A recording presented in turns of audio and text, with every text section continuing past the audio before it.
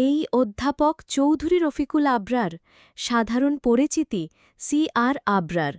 তিনি ১৭ আগস্ট ১৯৫২-এ ফরিদপুরে জন্মগ্রহণ করেন। শিক্ষাজীবন শুরু করেছেন ঢাকায় সেন্ট গ্রেগরিজ হাই স্কুল থেকে। এরপর মির্জাপুর ক্যাডেট কলেজে মাধ্যমিক ও উচ্চ মাধ্যমিক সম্পন্ন করেন। ১৯৭২-এ ভর্তি হন ঢাকা বিশ্ববিদ্যালয়ের আন্তর্জাতিক সম্পর্ক বিভাগে, যেখানে স্নাতক ও স্নাতকোত্তরে প্রথম শ্রেণীতে উত্তীর্ণ হন। পরের বছর যুক্তরাজ্যের সাসেক্স বিশ্ববিদ্যালয় থেকে MA এবং এরপর ১৯৯১-এ অস্ট্রেলিয়ার গ্রিফিথ বিশ্ববিদ্যালয়ে PhD ডিগ্রি লাভ করেন।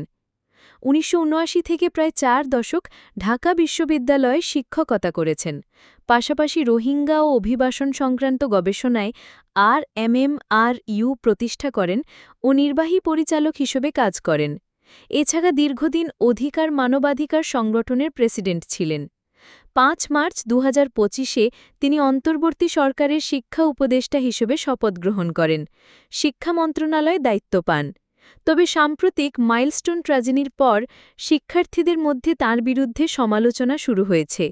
একদিকে প্রচলিত পরীক্ষা নিয়ে দ্বিধা, অপরদিকে তথ্য স্বচ্ছতার অভাবে বিরূপ প্রতিক্রিয়া দেখা দিয়েছে। তিনি স্বপ্ন দেখেন এমন একটি শিক্ষা ব্যবস্থা যেখানে শিক্ষার্থীরা বাংলাদেশের মধ্যে নিজেদের ভবিষ্যৎ দেখতে পারে, দেশেই নেতৃত্ব দিতে পারে। যদিও তিনি স্বীকার করেন অল্প সময়েই এটি বাস্তবায়ন সম্ভব নয়, কিন্তু ভিত্তি গড়ে তোলায় কাজ শুরু হয়েছে। CR আবরারের এই যাত্রা একজন শিক্ষাবিদ থেকে শিক্ষা উপদেষ্টায় এক সমালোচনার মাঝেও কাজের দৃঢ় বিশ্বাসের প্রতিফলন।